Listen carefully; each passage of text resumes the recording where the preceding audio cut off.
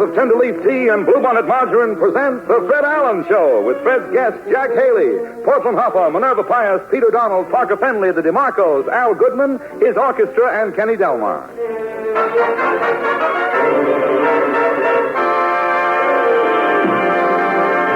The year-round, all-weather, all-purpose beverage is delicious Tender Leaf Tea. Fall, winter, spring, and summer. The all-weather, all-purpose beverage is tea. And month in, month out, Tender Leaf Tea Balls are the all-American favorite. Save money on Tender Leaf Tea Balls by getting the jumbo box of 48. Add economy to all the other reasons for their record-breaking popularity. Tender Leaf Tea Balls outsell all other kinds because they're better in every way. The tea is superb, rich, delicious. Famous for flavor, Tender Leaf brand tea. And this is a convenient way to serve it. In filter paper tea balls. The filter paper used for Tender Leaf tea balls is absolutely tasteless and insoluble. So your tea is never marred by stray leaves. It's solid pleasure, a cup of quick comfort when you need it most. Put in a supply so you never run out. Save money, too. Ask your grocer for the big box of 48 Tender Leaf brand tea balls.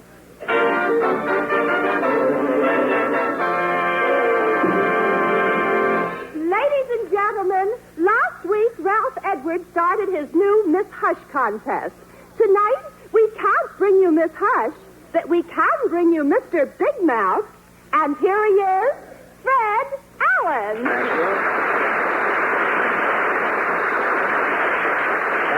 Thank you, and good evening, ladies and gentlemen. Now, Portland, what is this Miss Hush business? Do you know who Miss Hush is? Well, I don't even know who Miss Reingold is.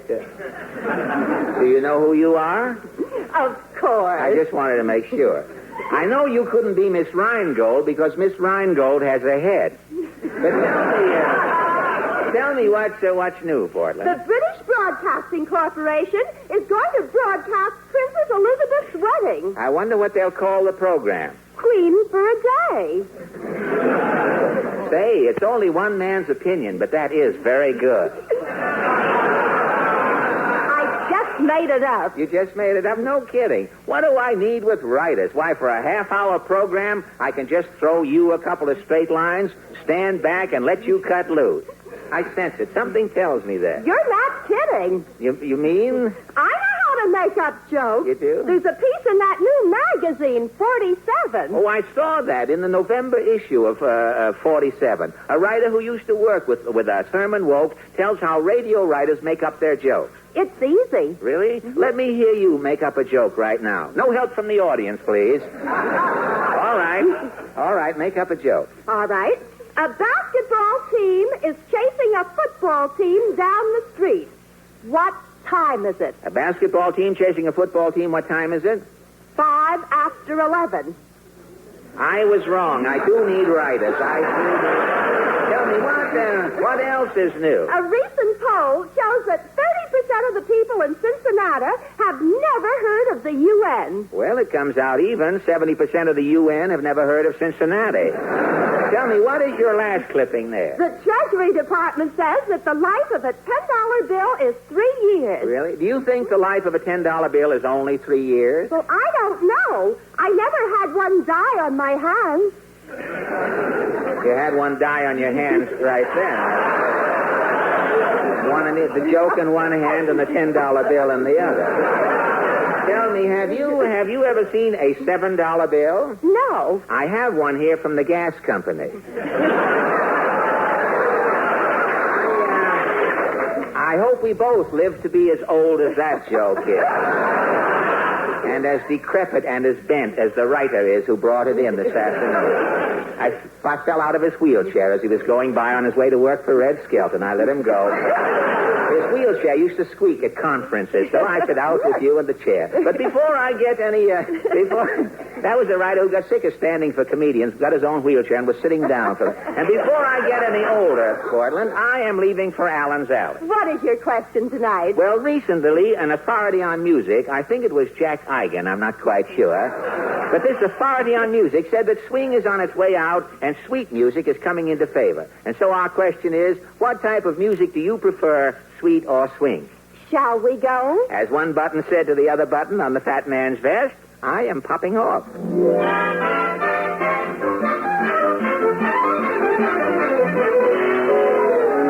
I It's so good to get back to Allen's Alley, Portland, with the elite.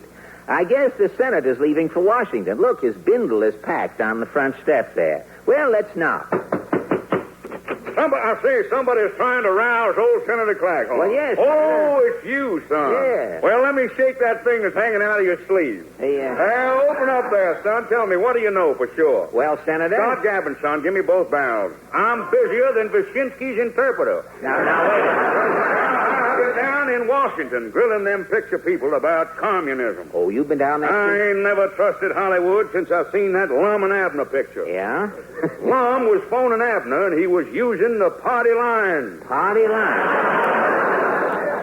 Well, have you found any other propaganda? I sure have. One movie I saw, it was Weekend at the YMCA. Yeah? Right near the end of the picture, the boy and girl is eating dinner. There's a close-up of a big combination salad. And you? As soon as I seen that salad, I had 'em trapped. The salad was propaganda? On that combination salad, they had Russian dressing. But, Senator... I'm too slick for 'em, son. I know all the ins and outs.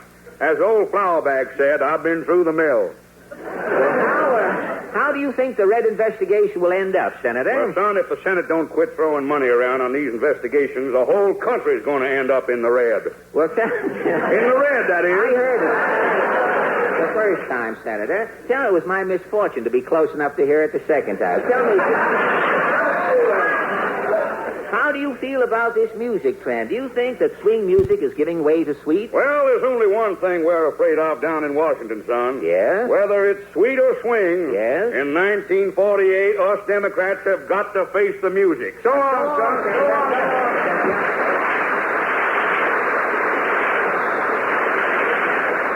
Well, unless Mr. Petrillo changes his mind, by 1948, no politician will be able to take a look at the record.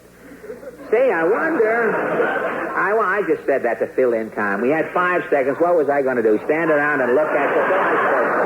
I wonder if Mr. Moody is still up. Howdy, Bob.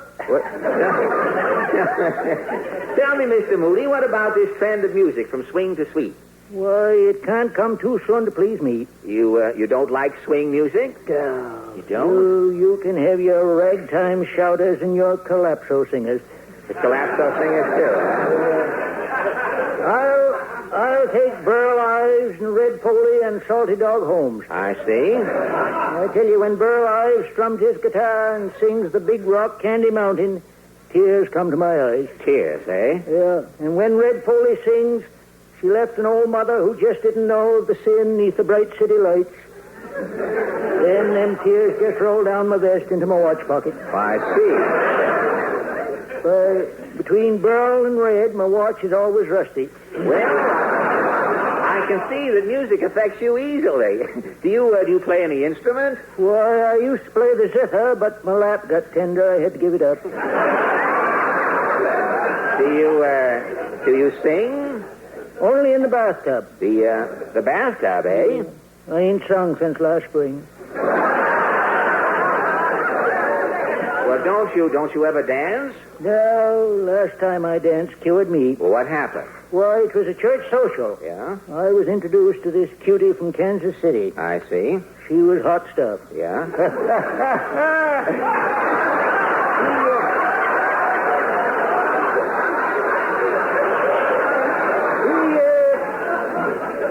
She was wearing a cat o' nine tails corsage and bulldog shoes. She was hot stuff. Yeah. Well, the band started playing. We was doing the Portland Fancy. Uh-huh. I kept twirling her. Yeah? And I noticed she was growing. Oh, really? I finally says, Kid, it seems to me you're getting taller. Uh-huh. She says, I know. I got a wooden leg and you're twirling me the wrong way. So long, man. Yeah, that's it. You can always go around for the girl so long. Oh, well, let's try this next door. Howdy, kiddo. Ah, Mrs. Luspa. Tell me, what are you doing with that popcorn bag? Last night I'm going to the movies. Uh-huh. It is a short picture. I see. I'm having popcorn left over. Oh, with a short picture. Oh, Tell me, what picture did you see? It is a new one, Walt Disney. Oh, Disney? They are calling it Fun with Fancy Could Be Free. Oh. Well, what is the picture about? Well, in the zoo is a little bear, a puppy bear. Uh-huh. It is named Bongo. Is Bongo a cinnamon bear? Who could tell the flavor?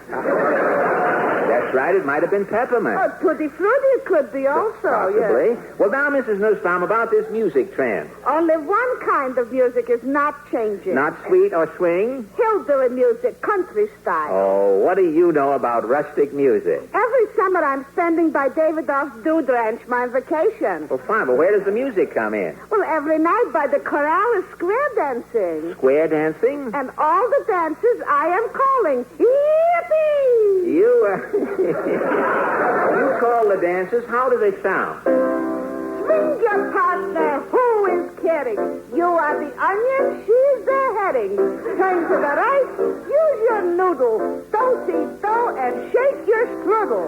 Shake your strudel. Thank you. Thank you. Here we are. And here we are at the last shanty in Allen's Alley.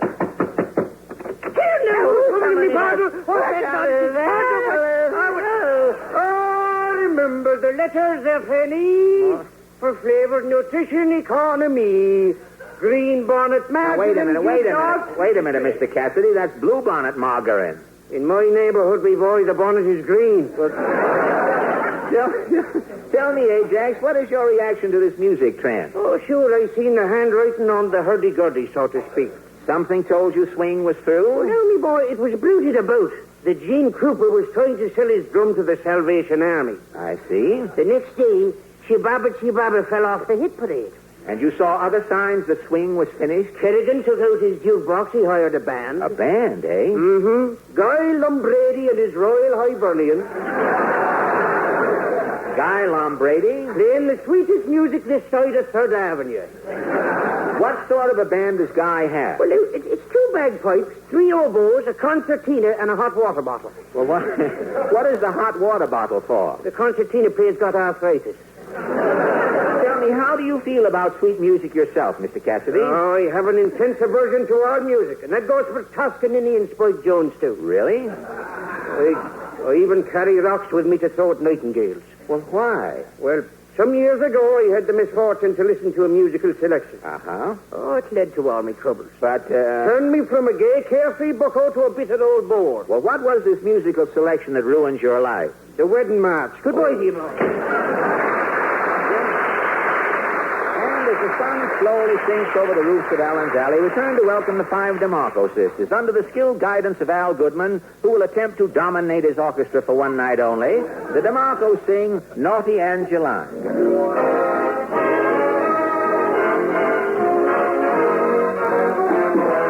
Too many rings on your finger, naughty Angela. You laugh at romance that lingers, naughty Angela. You take a heart and you break it just for fun. Someday you break one too many. Yours may be the one. Everyone kisses a flower filled with sweet perfume. Nobody kisses a flower after it has lost its bloom. Find someone's arms, Mr. Flakem, baby. Settle down for this time. 'Cause deep in your heart, you're a good little girl. Naughty Angelina. Angelina, Angelina. Can't you hear me calling Angelina? Why don't you find somebody's arms now? Stop playing a part, 'cause deep in your heart, you're a good little girl. Shame on you, naughty, naughty, naughty Angelina.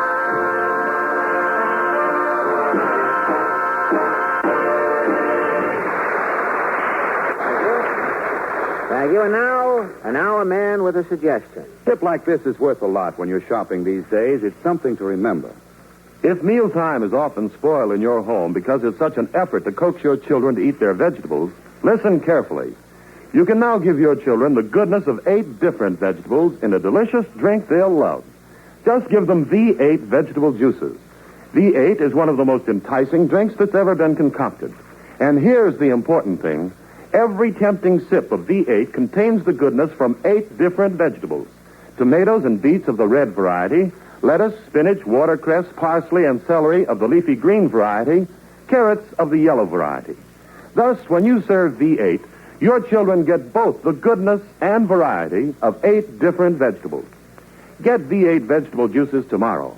Give it to your children for lunch, dinner, or between meals. They'll love V8, and it's really good for them.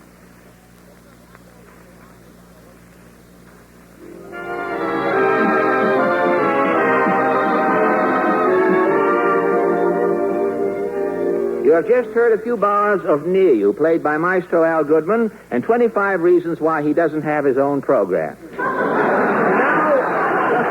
Now, ladies, say, Portland. Yes? Will you make a note that our guest next Sunday is Maurice Chevalier, the famous French star? I'll mark it down. Next Sunday, Maurice Chevalier. Capital C with Chevalier. Yes. And now will you hand me that movie manuscript on the piano there? Movie manuscript? Yes, it's the story of my life. Hollywood is making everybody's life these days. Anyone who has lived long enough to last through 5 reels can sell his story to a picture company. Which studio is going to do your picture? The only Hollywood producer who hasn't been investigated. Mr. Cecil B. Schmidlap. And that reminds me, I have an appointment with Mr. Schmidlap tonight, Portland. He's going to read my script. I'll see you later. I'll be back.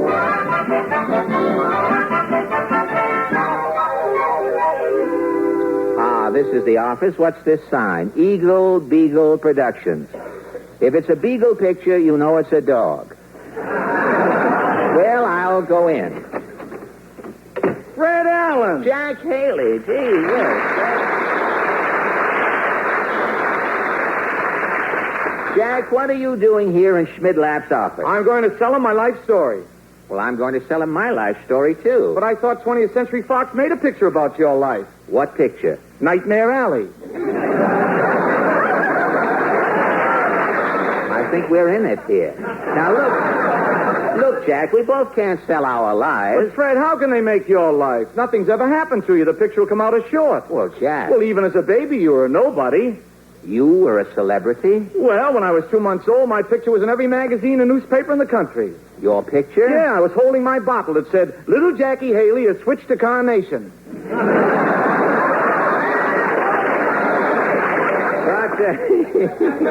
But later, Jack, we were kids together. Yeah, and you were a pretty old kid, too, as I remember. You had varicose veins in kindergarten.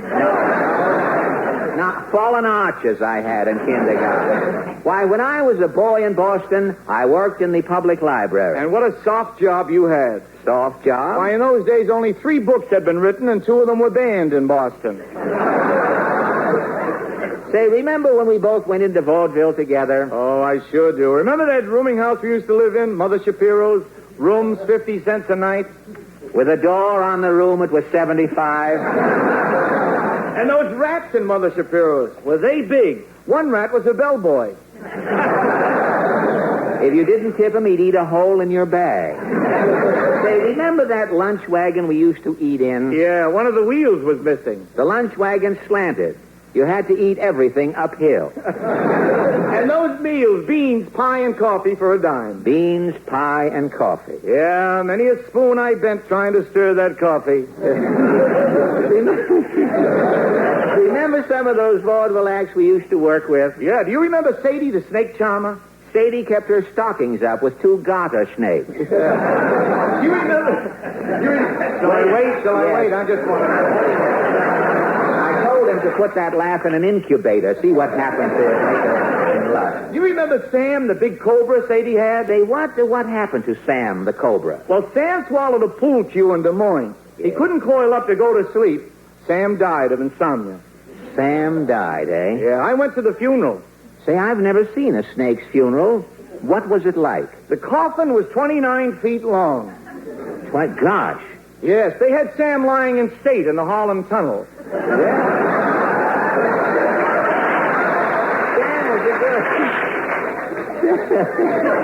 Sam was a good snake, Jack. You know, he used to get delirium tremens and see men. You remember remember Fifi and her dancing bear? Well, I saw the bear the other day. He's working for Arthur Murray. Studio in Alaska, I think. Say, I wonder whatever became of Waldo and his elephant. Oh, the elephant died of ptomaine. Oh. He got a bad peanut in Duluth.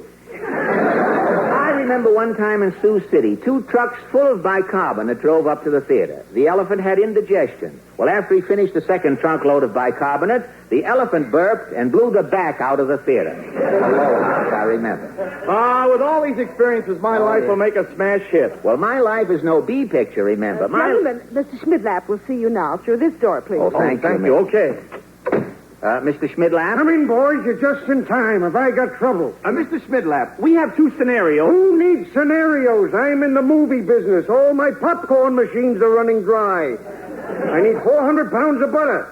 Well, I have written my life story. And I've written mine. I'm sorry, boys. I'm sorry. Single lives in pictures today are passé. The public wants doubles. Doubles? I'm closing a deal to make the lives of Sears and Roebuck, Abercrombie and Fitch. I've got it, Mr. Schmidlap. We can combine our lives. Gad, Haley, and Allen. We'll be bigger than Park and Tilford. What do you say, Mr. Schmidlap? Boys, you won't believe this, but I can't visualize it. No, I won't believe it. Tell me why. Why, let me explain, Mr. Schmidlap. Yeah? Now, our picture opens with a blare of trumpets.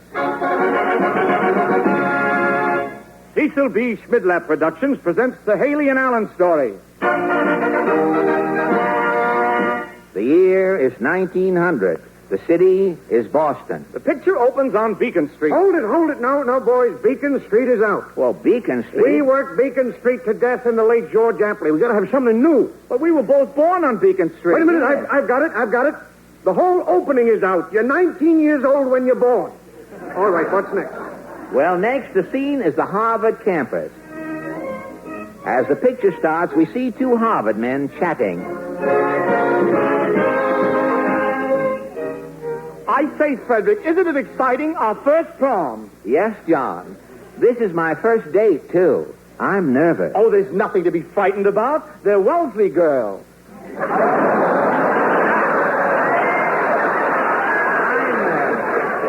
I'm trembling. You are? Hasn't your father told you about the birds and the bees? Only about the birds. He hasn't told you about the bees? Well, nobody told Father about the bees. Father was 62 before he knew what honey was. But what do I do when the girls get here? I'll tell you what I did last night. I was out with a blonde Lulu, a candy kiddo. Gee whiz. I drove her home in my Stutz Bearcat. John. We were standing in the vestibule. John. Nobody was around. Oh, John. I opened my raccoon coat, whipped out my mandolin, and played Sweet Marie. I'm fainting. As I prepared to leave, this Tessie said, "John, aren't you going to kiss me?" Heavens. "Kiss you, you brazen flossy," I said. "I'm a Harvard man." With that, I picked up my mandolin and strode out of the vestibule. Oh, here come the girls. Wave your pennant. Say, who is that fellow with them? He has a saxophone. Hi-ho, everybody. A Yale man. Cut. Hold it. That's out. It's out? We can't make any college pictures. No college pictures? They give our producers an inferiority complex. Oh, wow. All right, what's next? The big dramatic climax. It's 20 years later. America's foremost surgeon is Dr. J. Haley. In the charity ward of a Bowery hospital, a derelict lies on the operating table. The nurse prepares him for a delicate brain operation. Dr. Haley, clad in gauze dungarees, rubber mittens, and antiseptic hip boots, enters the operating room. Ready, nurse? Ready, Dr. Haley? Remove his hat. All right, Doctor.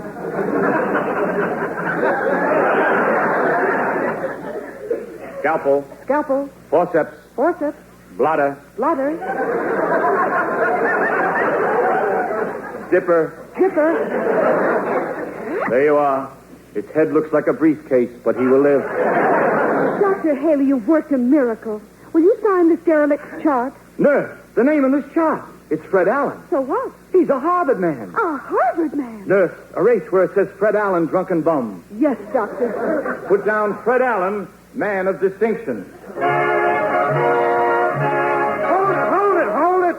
hold it. No, the surgery is out. What? Dr. Kildare makes all the medical pictures. Now, let me hear the rest. The rest? Well, all we have left is the big class reunion. Now, what happened? Why, we sing. So it's a musical. Why didn't you say so? Let's hear the song.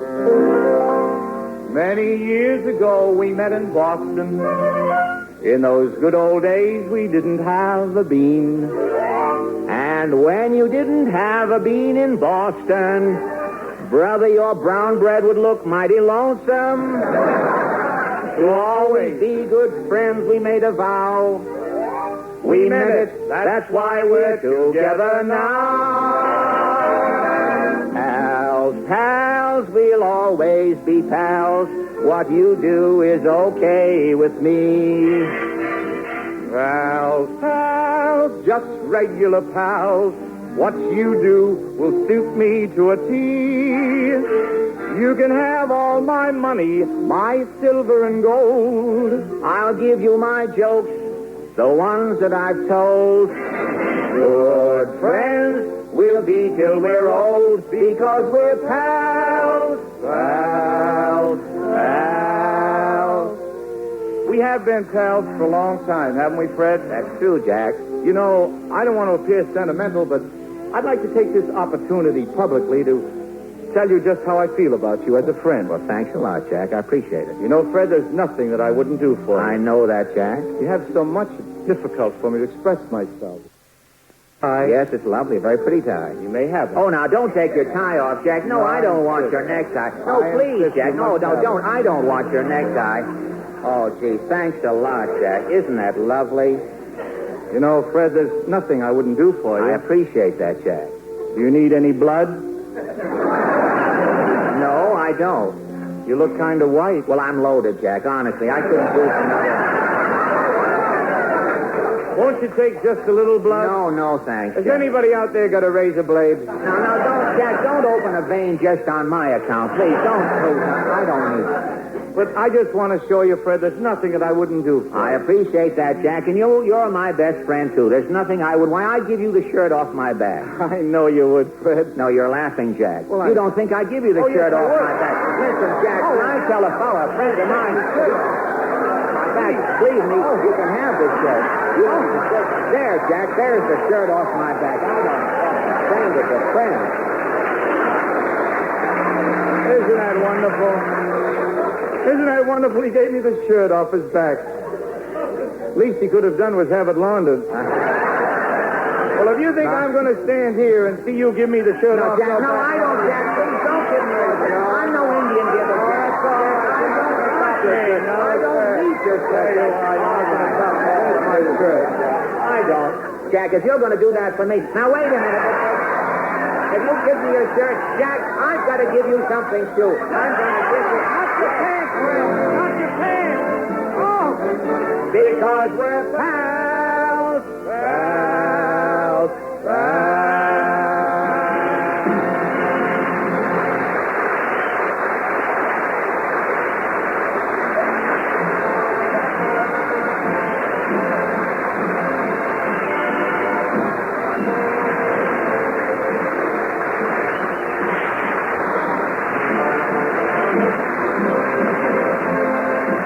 Thank you. Before we remind you to remember Tenderleaf Tea and Bluebonnet Margarine on your shopping days, ladies and gentlemen, I want to thank Jack Haley for dropping by tonight. Next week, our guest will be Maurice Chevalier. Thank you and good night. Good night. Thank you. Good night.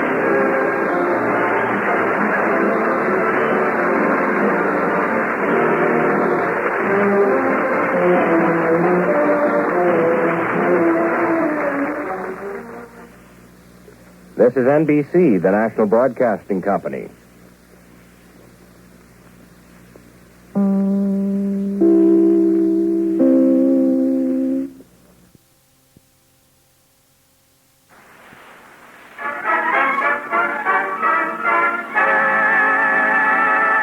Pabst Blue Ribbon Beer presents Blue Ribbon Town, starring Groucho Marx, with his special guest, Jack Benny.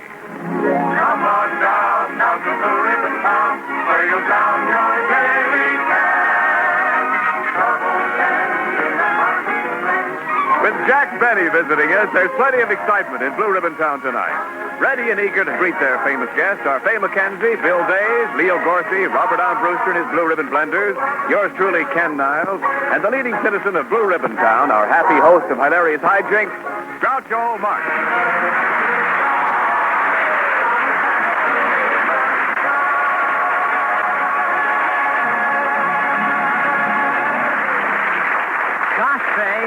Gosh, Fay, this is certainly a red letter day in Blue Ribbon Town with Jack Benny coming to visit us. Certainly is, Bill. Say, Groucho, you never did tell us what your visit to Jack Benny last Sunday was like. I had a wonderful time, and his rates weren't too high either.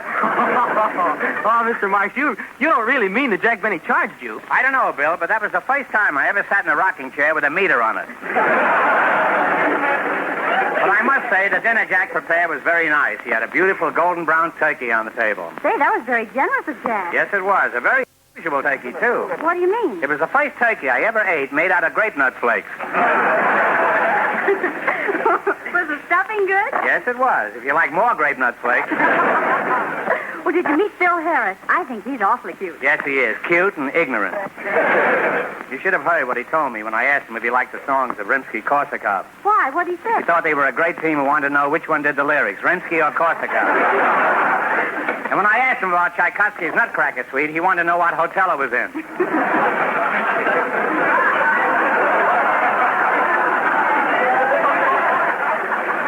Well, everybody knows it's the ambassador.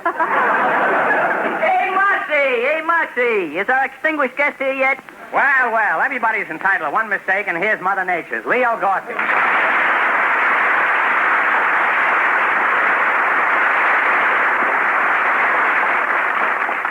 Hey, Moxie, I just heard you talking about Phil Harris. You know, he's an old schoolmate of mine. Gee, I ain't seen Phil since we was in the 5th grade together. You ain't? No, just think. 2 whole years has fled by. Say, Moxie, did you enjoy yourself at Jack Benny's house last Sunday? Yes, I did, Gorsey, but I'm always glad to be back here in Blue Ribbon Town with my own happy little family. You're right, Groucho. We are one happy little family.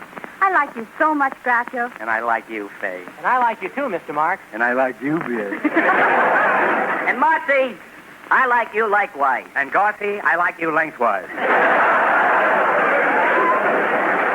But really, kids, I am fond of you. Ah, my happy little family. I feel like taking you all in my arms.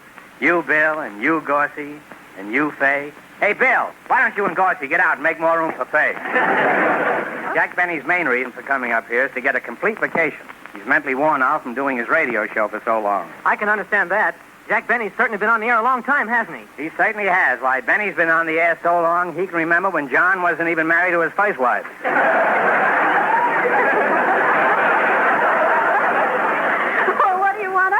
I don't want you to mention a single word about radio to Jack Benny or to do anything that will even remind him of radio.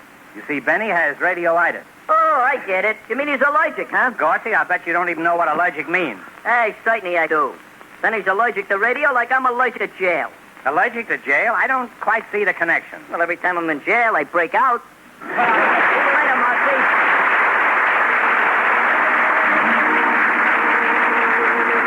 Well, Fay, while Gorsey's breaking out of jail, why don't you break in the song? I'd like to, Ken. I'll sing Suddenly It's Spring from the Paramount picture, Lady in the Dark.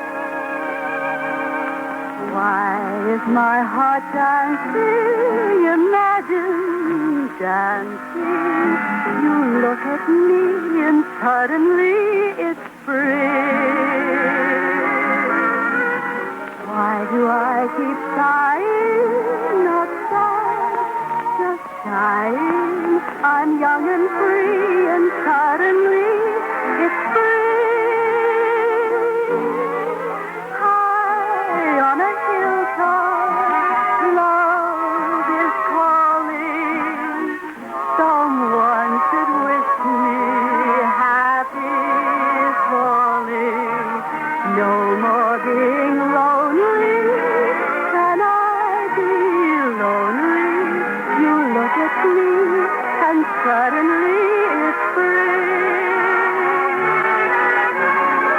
High on a hilltop, my true love is calling. Someone should wish me happy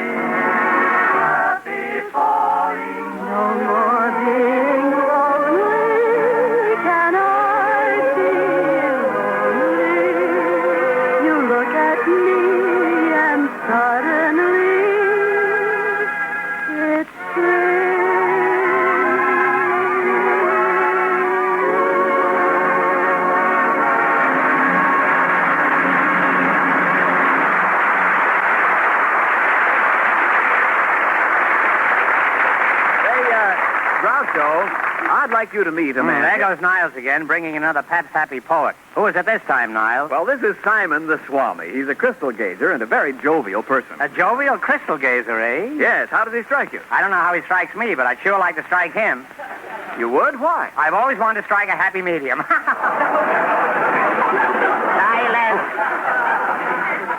I'm Simon the Swami. My marvelous crystal can tell you if Mama is packing a pistol and whether the step you are planning to take will land on a pillow or poison a snake. But these days I work gazing carefully through our gun sights for errors.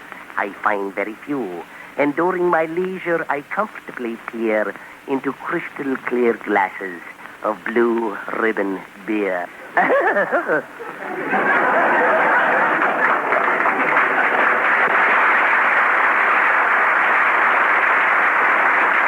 All over America, when people sit down for an hour or two of comfortable leisure, they always seem to call for a glass of mellow, delicious Pabst Blue Ribbon beer. Since 1844, we've brewed and sold some of the world's finest beers. And today, Pabst Blue Ribbon is the finest of all. Pabst, you know, is full flavor blended from 33 fine brews. And there's a whole century of brewing skill and knowledge in every delicious drop. Order it with confidence. Serve it with pride.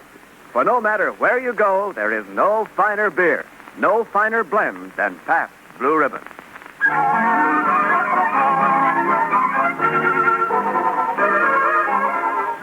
Well, I'm glad the kids are all left. I want Jack Benny to feel like he's really going to get a rest from radio. Oh, there's Benny now pulling out in a taxi cab. I'll open the door for him. But driver, 35 cents.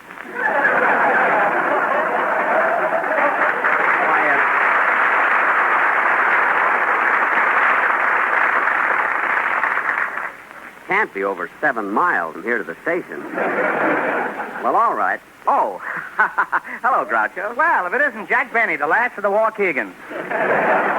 Come on, Jack, come into my house. Relax and make yourself comfortable. Thanks. You're welcome. And, Jack, I want you to know that I told everybody in town that you're here for a rest and that they're not to mention anything about radio to you. Thanks again, Groucho. I appreciate that. You know, Groucho, to me, you're just a friend. I've never regarded you as a radio comedian.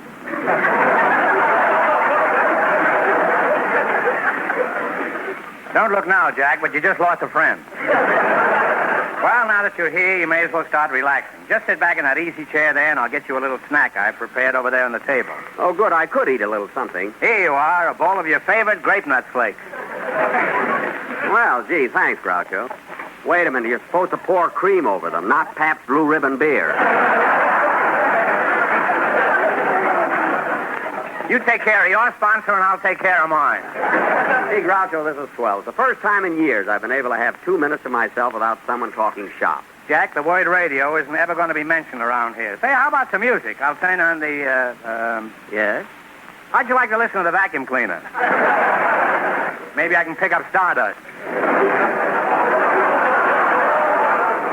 No, I'd rather just sit here and take it easy and talk about other things than, you know what. Suits me. Well, what would you like to talk about, Groucho? Oh, anything you'd like to talk about, Jack. Well, I'd like to talk about anything you'd like to talk about, Groucho. Well, that settles it. We'll talk about women. Say, how are you and Gladys Zabisco? Are you still that way about each other? Gladys? Yeah. No, we've, shall we say, fifth? Pardon me, I didn't mean to serve it. Well, that's too bad, Jack. Oh, by the way, Gladys was a waitress, wasn't she? Yeah. Gosh, I'm really broken up about it. You really liked her, Jack? Yeah, I loved her. Gee, she was cute. Used to get a lot of tips, too.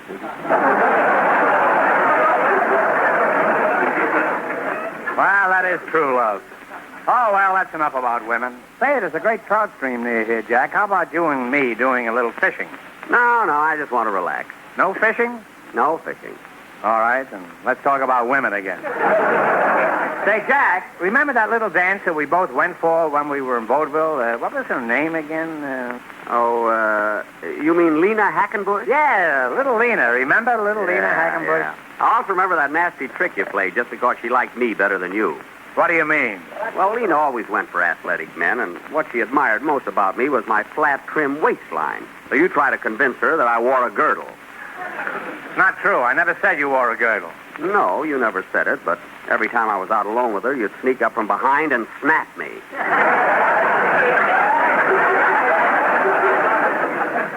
Well, enough of reminiscing, Jack. How about going for a little walk and really seeing Blue Ribbon Town? No, Groucho. I just want to sit here and relax. No walking? No walking. Well, back to women again. Say, by the way, Jack, I have a picture of you and Lena Hackenbush upstairs that was taken 20 years ago. Gosh, Groucho, 20 years ago. Would you get it for me? Gladly, Jack. Say, is that the one where Lena's running her fingers through my hair? That's the one.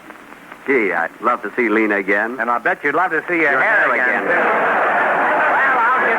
Well, I'll get the picture and be right back. Well, Mr. Benny.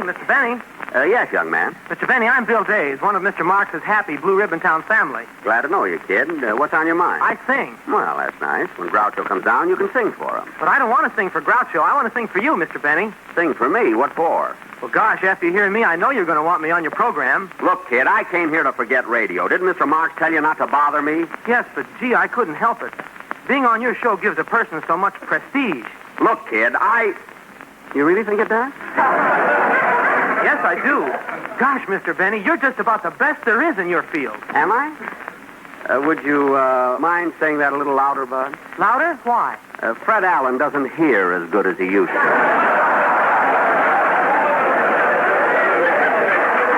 Yes, Getting Mr. older, Benny. you know. Yes, Mr. Benny, you're absolutely top.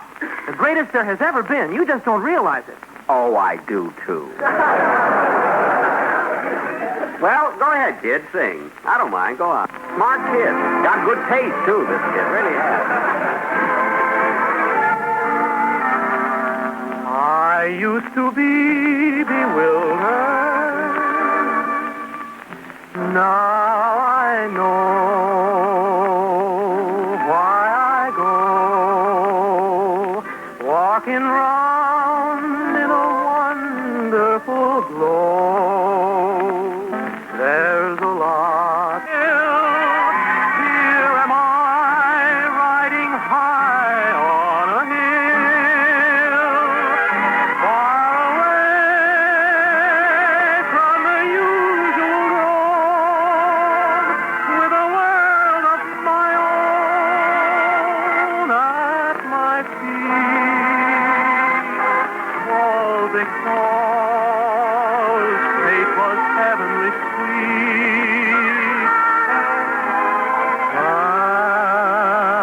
And of that we meet. Never dreamed in my wildest dream that I'd fall quite so wholeheartedly.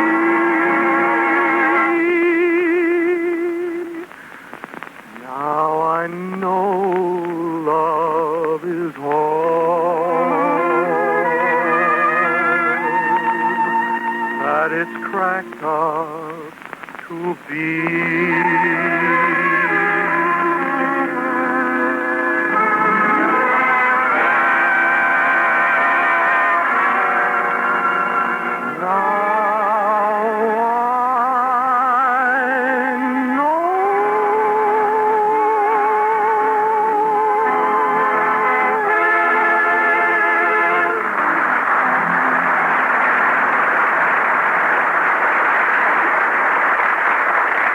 Well, do I get to be on your show, Mr. Benny?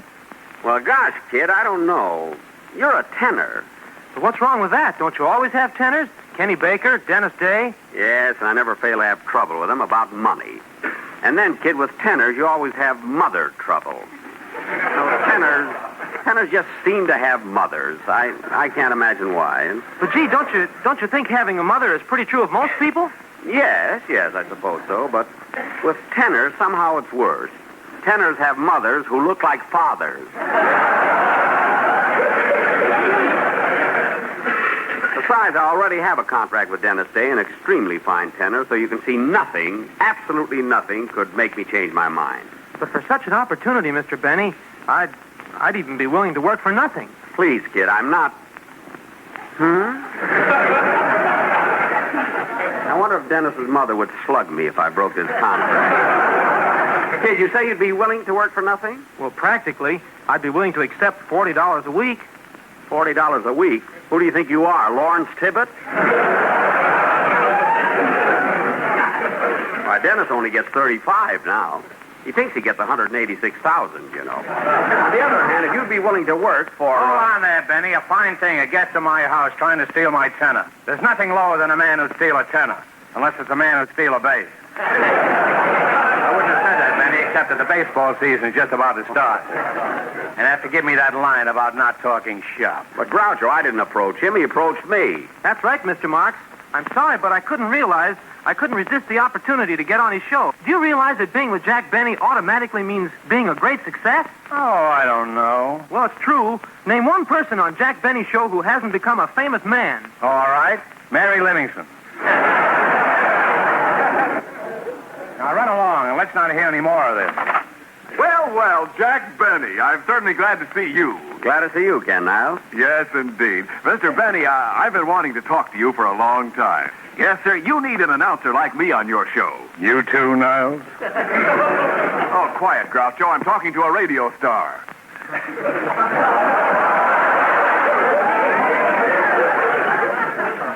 You know, Jack, Don Wilson's not laughing like he used to. That booming quality, that wonderful chuckle, those real honest-to-goodness guffaws, he just doesn't have it anymore. He doesn't? No. Now, just try me out. I'll throw you a feed line for an old joke. Any old joke. The way he throws himself at the man is degrading. Let's see. Say, Jack, who's that lady I saw you with last night? Oh, well, all right. That was no lady, Ken. That was my wife. Isn't that wonderful? That's marvelous, isn't it? Isn't it revolting? Well, what do you say, Mr. Benny? Am I better than Don Wilson? Well, I don't know. Wilson is fatter than you. He has more to laugh with. Well, I admit Don Wilson's a lot fatter than I am, but name one thing he can do that I can't do. Well, Wilson can take a shower without getting his feet wet. Niles, you don't want to really leave me, do you? I thought we were one big happy family here. Yeah, but this is Jack Benny, the Jack Benny. So I'm Groucho Marx, the Groucho Marx. So what? That's what I say. So what? I know how you feel, son. Sometimes I even try to forget I'm Jack Benny. Yes, but it's such a thrill when he remembers. Well, Mr. Benny, there must be a joke in here for me someplace.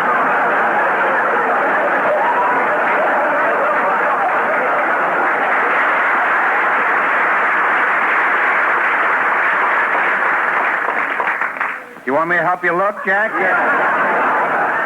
Well, Mr. Benny, you haven't given me a chance. You haven't heard me do a commercial. Just listen. Niles, will you get out of here and let Benny and me go back to what we were discussing?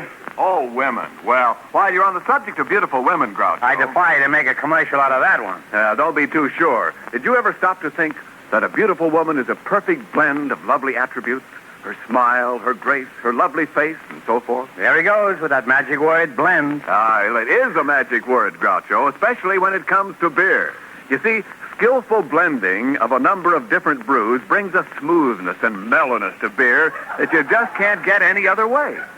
Pabst, you know, is full flavor blended from no fewer than 33 fine brews. That's why a glass of Pabst is like an old friend. Its welcoming flavor is always the same. Always delightful. Remember, there's a century of brewing skill in every delicious drop of Pabst Blue Ribbon. A 100-year tradition of hospitality in every sparkling glass. So order it with confidence. Serve it with pride. For no matter where you go, there is no finer beer, no finer blend than Pabst Blue Ribbon. Well, there it is, Mr. Benny. Think it over. I'll be waiting for your answer. Doodle-doo. Shall we dance? Fine, happy family I've got. That's the second trader who wants to desert me. Isn't a fine rest I'm having away from radio. I had to come back for that line, you know. Hello, Groucho. Hello, Fay. I'd like you to don't meet... have to introduce him. Anybody'd know this is Jack Benny, Oh, I guess I am rather easy to recognize. Oh, yes, I've seen you in pictures, and I could tell it was you by your kind eyes, your strong, manly jaw, your big, brawny arms rippling with muscles.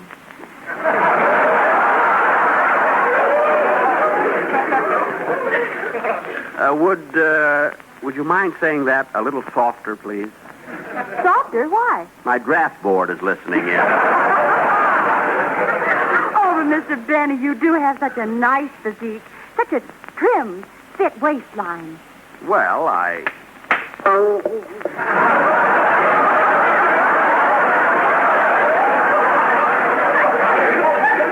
Groucho Marx, you snapped me again. There's never a shortage of rubber around Benny.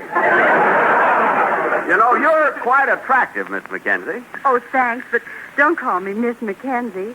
You can call me Daisy. I can? Mm-hmm. Well, then you can call me Jaxie Poo. And you can call me when my stomach returns to normal. You know, in about 3 months.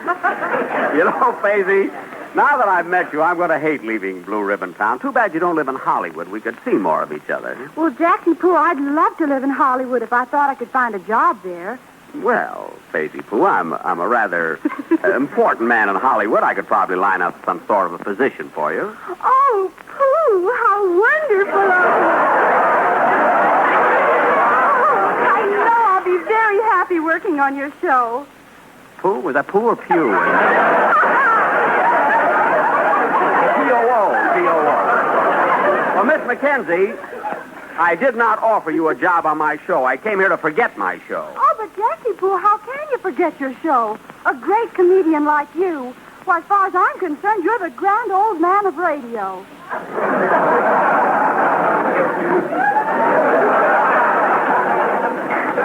Don't let my gray hair fool you. I'm just breaking it in for a silver fox. Say, I'm really not old. It's just that I began my career so young, 30 years ago. Well, I was just a knee pan. Yes, and he looked awfully funny. A grown man of 25 running around a knee pantsy poo. Excuse me while I answer the phone.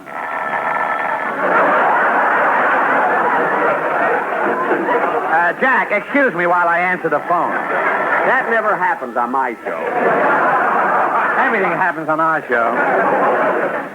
Hello? No, goodbye. Who was that, Groucho? It was the wrong number. That's never happened on any other show before either. Hiya, Moxie. Hiya, Mr. B. Say, I've been listening to your programs lots of times, and I think it's great. Well, I'm glad you enjoyed, Mr. G, but I don't care to discuss. There's one thing wrong, howsoever. That guy, Phil Harris, detracts from the refinement and culture of the program. You really think so? There ain't a participle of a doubt. And believe me, the lack of culture is a terrible curse that should be visited on no man. You're absolutely right, Gorsey Pooh. So please stop visiting me. Not only is Phil Harris ignorant, but he also has a terrible vocal berry. The guy knows nothing about nothing, especially grammar. Not only can't he conjugate conjugations, but he can't even subjunct subjunction. Boy, what a soliloquy. See, what you should do, Benny, is get someone to take Harris's place. Someone who's got class, refinement, and education. In other words, me. That's more than I had on the whole program.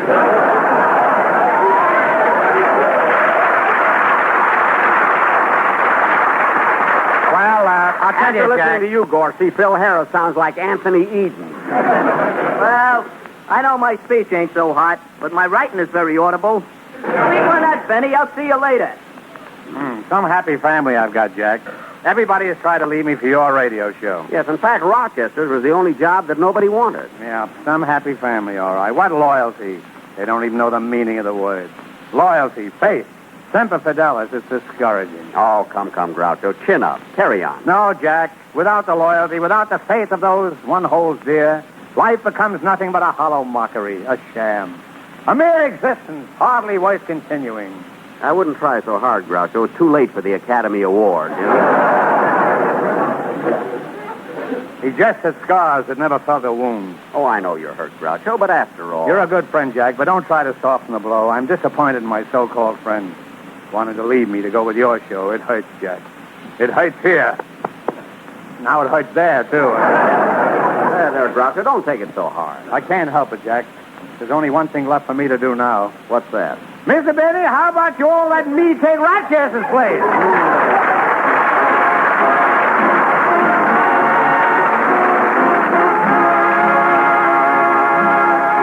Mr. Benny, if you want to hear how I deliver an important message on the show, just grab an earful of this. Neighbors, income taxes are vital to the support of our government. Right now, I'd like to let everybody in on a message I have here from Uncle Sam. He considers the prompt filing of income tax returns so important this year that he's asking everybody to find out what they owe him just as soon as possible. Don't wait until the March 15th deadline. Find out where you stand. You may owe more or less than you think. Get straightened out early. If you haven't received forms, write the office of your local collector of internal revenue immediately for forms and information. You can find out his address at your nearest bank or post office. If you need help with filing your returns, you can get it free of charge at the same office. But ask for it in time to avoid the rush. Remember, file early. It's more important this year than ever before. Well, Groucho, it's time for me to leave. I want to thank you for your hospitality. It was nice having you, Jack. Thanks for coming down. You must visit me again sometime. I'll be glad to. By the way, who's your guest next week? Everett Horton. He's having trouble with his income tax, and he wants me to help him figure it out. Groucho, I didn't know you were good at that sort of thing. Do you really know how to fill out those income tax forms? Oh, yes. In fact, I helped Dorothy Lamour with her income tax last year, and you know how well her form is filled out. Well, good night, Groucho. Now, wait a minute, fellas. Get this very clever line they gave me to end the program with. Oh, this will be a scream. Wait till you hear this. Good night, Groucho. I'll be listening next week.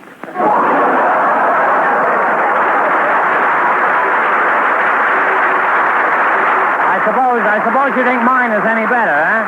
Listen to the one they gave me. So long, Jack Benny. Thanks again. Good night, neighbors. Remember, if you want the real lowdown on how to laugh off your income tax, don't forget to listen to Groucho Marx telling Everett Horton all about it next Saturday. All the rest of our regulars will be on hand, so join in the fun and come on down. This program is directed by Dick Mack and is brought to you by the Pabst Brewing Company in Milwaukee, Wisconsin and Peoria, Illinois.